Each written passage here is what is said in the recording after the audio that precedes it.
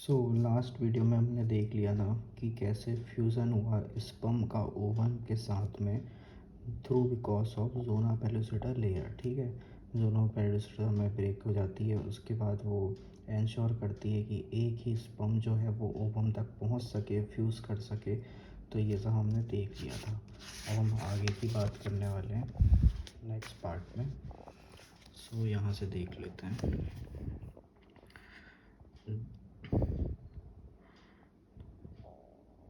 तो इसमें क्या था, this induces the completion of meiotic division. इससे क्या हुआ कि मियोटिक डिवीज़न कंप्लीट हो गया ऑफ द सेकेंडरी oocyte। ठीक है, सेकेंडरी oocyte में मियोटिक डिवीज़न कंप्लीट हो गया। The secondary म्यूसाइट divides division is also unequal. ये कैसा डिवीज़न था? अनइक्वल डिवीज़न था, मतलब इक्वल नंबर ऑफ क्रोमोसोम नहीं थे। And result in formation of second polar body. इसके बाद सेकेंड मियोटिक डिवीज़न से अनइक्वल बने और उसने क्या बनाया, एक सेकेंड पोलर बॉडी जो कि साइज़ में स्मॉल सेल होते हैं। ठीक है, और दूसरा बनाया हैप्लॉइड ओवम। ठीक है, ये ओवेटाइड बोलते हैं जिसको, जो कि बिग सेल्स होते हैं, भी ओवम के ही टाइप्स हैं। अब यहाँ पे देखते हैं, हमने जो देखा था मियोटिक डिवीज़न में 4 फेस होते हैं, पहले भी बताया था, profess, metaphase, anaphase and telophase. तो प्रोफेस में जो मेटाफेस होता है उस टाइम पर सेकेंडरी oocyte डेवलप्ड हो चुका होता है। जब सेकेंडरी oocyte कहाँ पे बनता है पूछा जाता है तो बताना पड़ेगा कि मेटाफेस में हमारा सेकेंडरी oocyte जो है सेल से बदन के oocyte में बन चुका है। और यहाँ ये चारों प्रोसेस कंप्लीट, अभी सिर्फ 2 ही प्रोसेस कंप्लीट हुई है जहाँ पे सेकेंडरी oocyte बन चुका है, बट पूरे सेल डिवीज़न को होने में इन चारों फेसेस से होकर के गुजरना पड़ता है। तो अब आगे देखते हैं। Soon the haploid nucleus of sperm, जो हैप्लॉइड न्यूक्लियस था, हैप्लॉइड न्यूक्लियस मतलब कि जिसमें हमारे n नंबर ऑफ क्रोमोसोम्स होते हैं, of the sperm and that of ovum, यानी कि हैप्लॉइड स्पर्म थे और हैप्लॉइड ही हमारे ओवम्स भी थे। तो इसमें फिर आगे क्या हुआ, फ्यूज़, ये दोनों का फ्यूज़न हुआ। ठीक है, fusion together to form diploid zygote. तो इन्होंने क्या बना दिया कि इन्होंने डिप्लॉइड अपना जाइगोट बना दिया। डिप्लॉइड जाइगोट मतलब हमेशा याद रखना, जाइगोट कैसा होता है, डिप्लॉइड होता है। ठीक है, फिर उसके बाद how many chromosome will be there in zygote. एक जाइगोट के अंदर कितने क्रोमोसोम प्रेजेंट होते हैं। तो आप हमेशा याद रखना, एक ओवम जो होता है उसमें हमेशा हमारा कौन सा क्रोमोसोम प्रेजेंट रहता है, एक्स क्रोमोसोम प्रेजेंट रहता है। नंबर मतलब ये क्वेश्चन पूछा गया है कई बार। सो आगे देखते हैं। तो हमारा आगे देख लो, इसमें क्या था, chromosome will B zygote, how many chromosome, एक जाइगोट के अंदर कितने क्रोमोसोम होते हैं, तो 2n नंबर होते हैं क्रोमोसोम्स में। ठीक है, उसके बाद one has to remember that sex of the baby has been decided at state itself. जो सेक्स होता है बेबी का वो पहले ही डिसाइड हो चुका होता है। As you know chromosome pattern, जैसा आपको क्रोमोसोम पैटर्न पहले से ही पता है।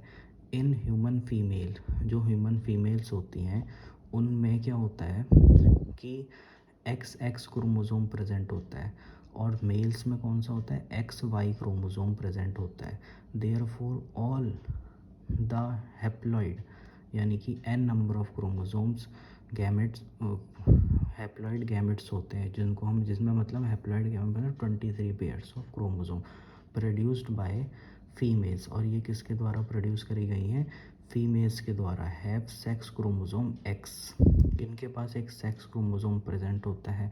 Where in male gametes, males वाले में। ठीक है, इसमें हम बात करते हैं, जो मैं बताना चाह रहा था कि जो हमारे 22 क्रोमोसोम्स होते हैं वो हमारे ऑटोसोम्स होते हैं, मतलब कि नो सेक्स क्रोमोसोम। इनमें 22 ऐसे क्रोमोसोम्स हैं जो कि ऑटोसोम्स हैं, जिनमें सेक्स क्रोमोसोम प्रेजेंट नहीं होता है।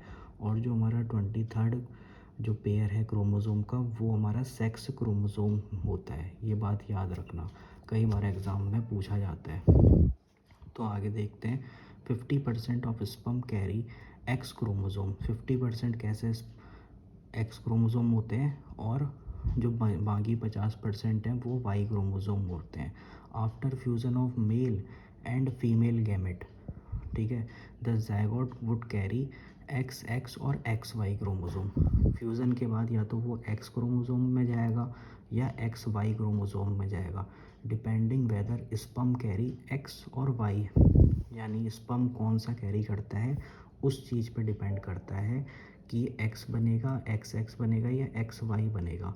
मतलब सीधा इंडिकेशन दिखाया जा रहा है कि जो हमारा मेल वाला जो स्पर्म है, sex of the baby is responsible in X Y chromosome. मतलब कि जो मेल का जो क्रोमोसोम होता है उसी पे डिपेंड है कि अगली प्रोजेनी मेल बनेगी या फीमेल बनेगी, क्योंकि जो फीमेल है उसके पास तो सेम सेक्स क्रोमोसोम है एक्स एक्स, और जो मेल है उसी के बाद डिफरेंट है। तो इसका मतलब ये होता है कि जो मेल है वही एक सबसे मेन अगली प्रोजेनी बनाने का वो है कि कौन सी प्रोजेनी बनेगी वो मेल के क्रोमोसोम से ही पता लग सकता है। आगे बात करते हैं the meiotic division, number of chromosome meiotic में इसमें सेम है। The meiotic division start at zygote move as the zygote move through स्थैमस।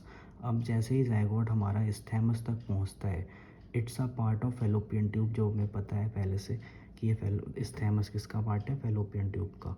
Of the oviduct is called cleavage. अब उसमें क्या होता है, क्लीवेज होती है। क्लीवेज का मतलब होता है किसी भी चीज़ का ब्रेक डाउन होने को क्लीवेज कहते हैं।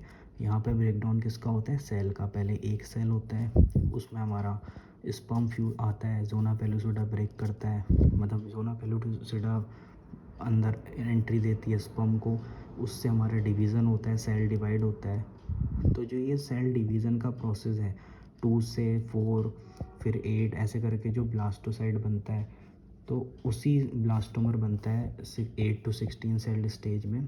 तो उसी चीज़ को हमने क्लीवेज बोला है।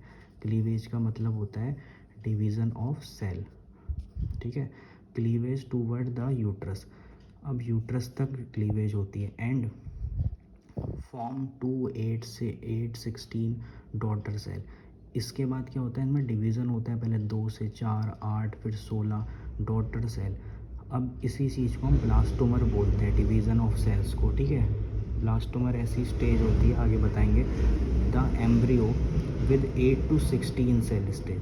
ब्लास्टोमर के टाइम पे क्या होता है, जब हमारा एम्ब्रियो 8 से 16 टाइम डिवाइड होकर के 8 से 16 सेल जब डिवीज़न हो जाता है, उसको हम ब्लास्टोमर कहते हैं। इट्स अ पार्ट ऑफ, वो स्टेमस हो गया, सॉरी। आगे देखते हैं।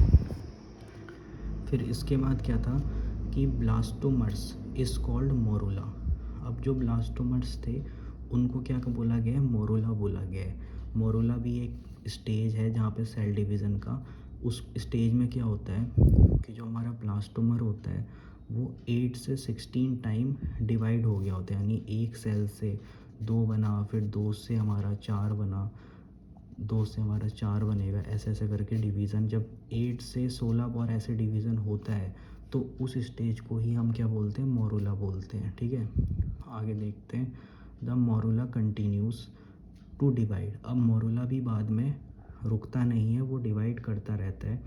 एंड ट्रांसफॉर्म इनटू ब्लास्टोसाइड, वो किस में ट्रांसफॉर्म कर जाता है, ब्लास्टोसाइड बना देता है। As it move further into uterus, और बाद में ये सब कहाँ पहुँच जाते हैं, हमारे यूट्रस में पहुँच जाते हैं। द ब्लास्टोसाइड, ब्लास्टोसाइड जो कि हमारे सेल्स हैं जो डिवाइड कर रहे थे, इन ब्लास्टोसाइड इन द ब्लास्टोसाइड, ठीक है, are arranged in an outer layer. अब उन ब्लास्टोसाइड्स में क्या होता है, मतलब समझो ब्लास्टोसाइड हमारे क्या कहते हैं, ब्लास्टोमर्स को, इसकी एक ब्लास्टोसाइड तो सेल है, उसकी एक सिंगल यूनिट को ब्लास्टोमर बोलते हैं, इसलिए इसको सिंगल यूनिट को बोला गया है। Are arranged in an outer layer.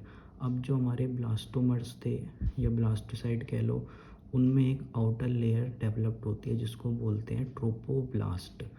And an inner growing cell attached to trophoblast. इसी में हमारा इनर सेल ग्रो हो जाता है ट्रोपोब्लास्ट में और इनर सेल मास बना देता है। ठीक है, अब इसके बाद कहते हैं हाँ, blastomere arranged in an outer layer. अब एक होती है हमारी आउटर लेयर ट्रोपोब्लास्ट, फिर एक होती है इनर सेल मास। ठीक है, द ट्रोपोब्लास्ट लेयर, जो ट्रोपोब्लास्ट लेयर हमारी डेवलप्ड हुई थी ब्लास्टोसाइट के ऊपर, देन अटैच्ड टू एंडोमेट्रियम।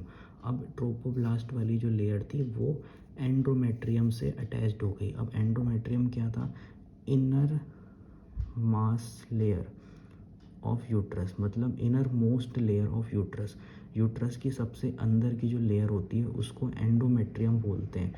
अब एंडोमेट्रियम हमने पहले भी पढ़ा है कि जब ब्रेक डाउन होता है एंडोमेट्रियम का तो मेंस्ट्रुएशन अकर होती है, तो वही चीज़ बोल रहे हैं।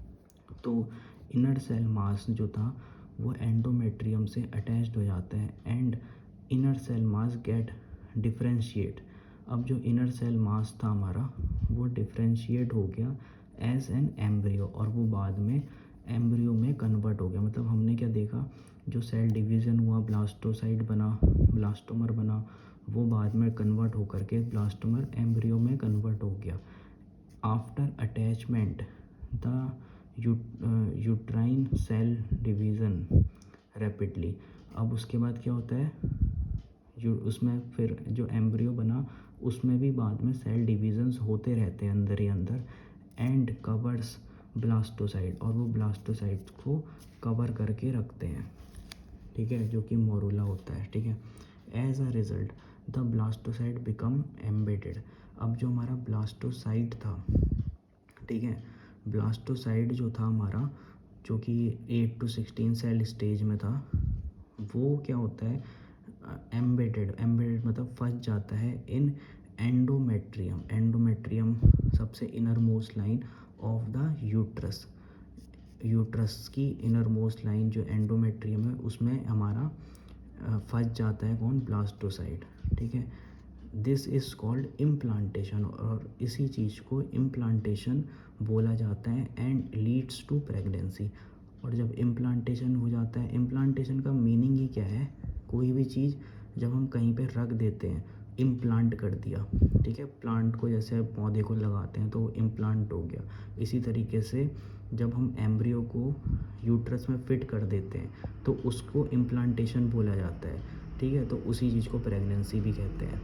तो अभी का टॉपिक यहीं पे ख़त्म करते हैं। Thank you.